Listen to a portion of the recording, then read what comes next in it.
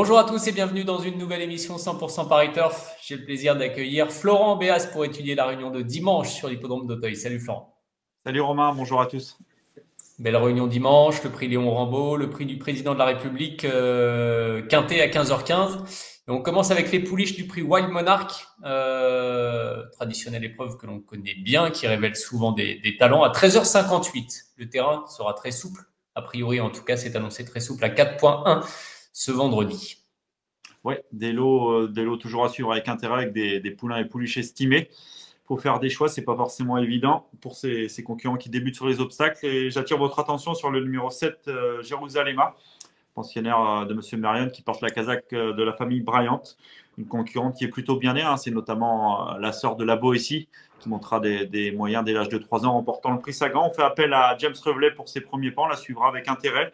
On peut également se méfier du numéro 2, Dingings Empress, qui apprécie Gabriel Linders, qui a déjà entraîné sa sœur Dingis Love, hein, qui se plaça du prix La Péricole, donc une concurrente qui est bien née, qui semble montrer des dispositions le matin, mais elles ne sont pas que deux à courir, loin de là. Il faudra suivre ces épreuves, ces deux premières épreuves avec intérêt. Donc en chiffre, ça fait les numéros 7 et 2.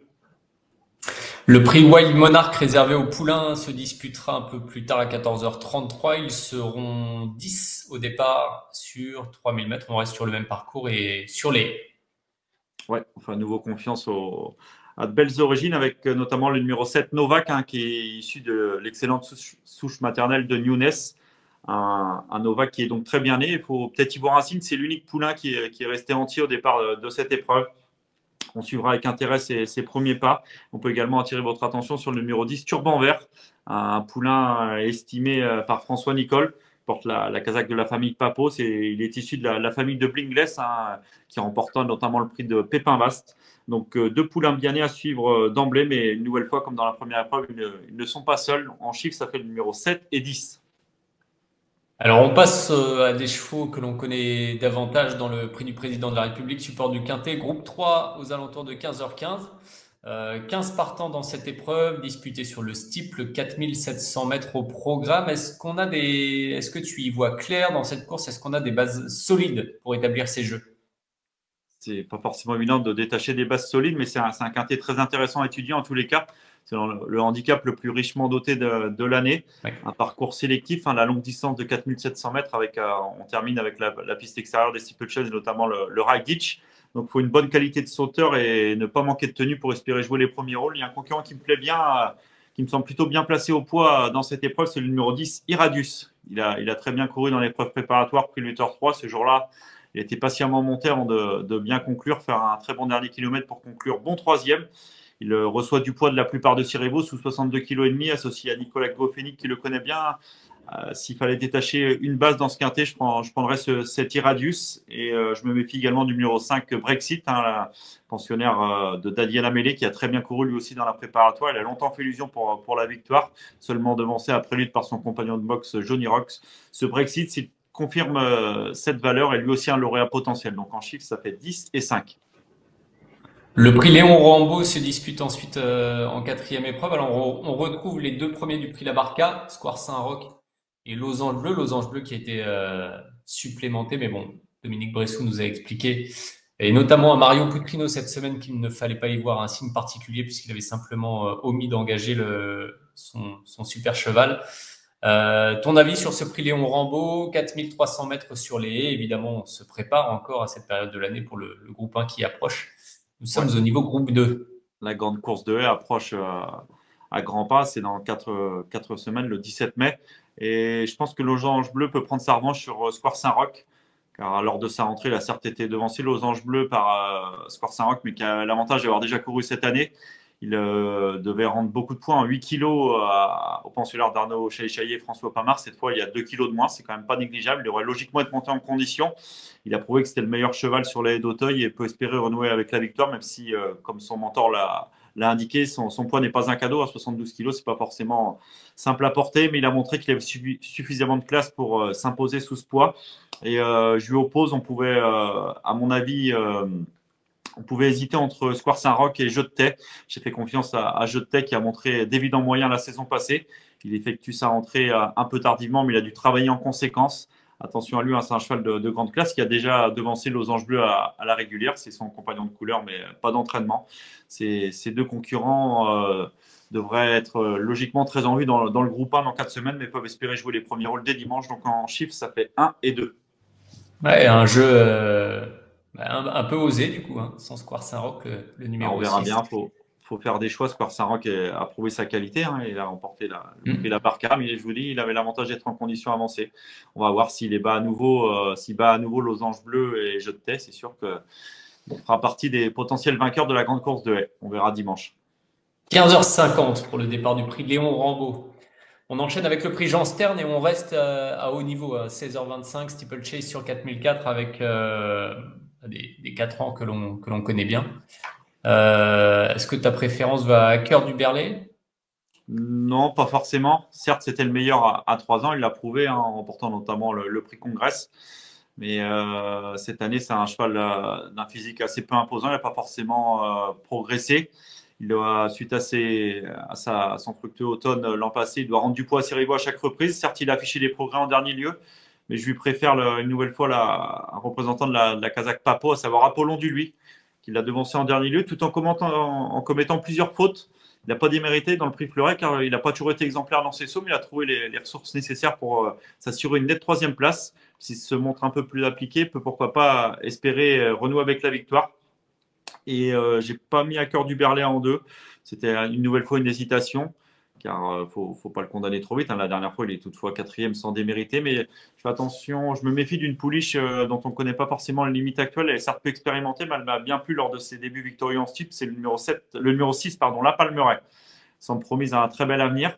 En dernier lieu, certes le lot était inférieur, mais devancé assez sûrement l'Amazon, hein, qui avait laissé entrevoir de belles capacités lors du meeting de poids. Attention à la Palmeraie, même si elle monte de catégorie.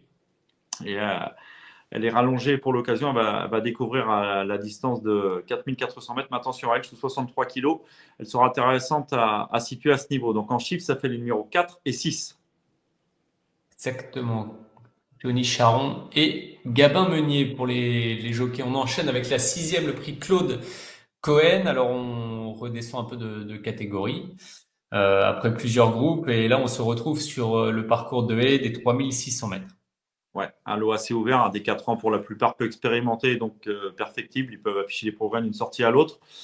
J'attire votre attention sur le numéro 4, L'Ordre des Places, qui avait bien débuté lors du meeting de Pau. C'était fin janvier. Il n'a plus été revu depuis. Daniel Amélie a déclaré dans notre rubrique entraînement qu'il avait connu un léger contretemps suite à cette tentative, mais que tout était rentré dans l'ordre. Ce jour-là, il avait laissé entrevoir des capacités. C'était en terrain lourd. Là, la piste va être plus ferme, hein. Le terrain est annoncé très souple dimanche sur la butte Mortemart. Mais je lui fais confiance, car ce lot-là n'est pas forcément extraordinaire, même si, on le répète, il y a des concurrents peu expérimentés, encore perfectibles. S'il s'adapte à Auteuil, il est certainement en mesure de bien faire. Et je lui oppose notamment le numéro 7, Raymond Brance, qui a joué de malchance en dernier lieu, hein. Son partenaire a connu un problème d'harnachement, a été éjecté à l'entrée du tournant final alors qu'elle était encore en lice pour un bon classement. Elle a l'avantage d'être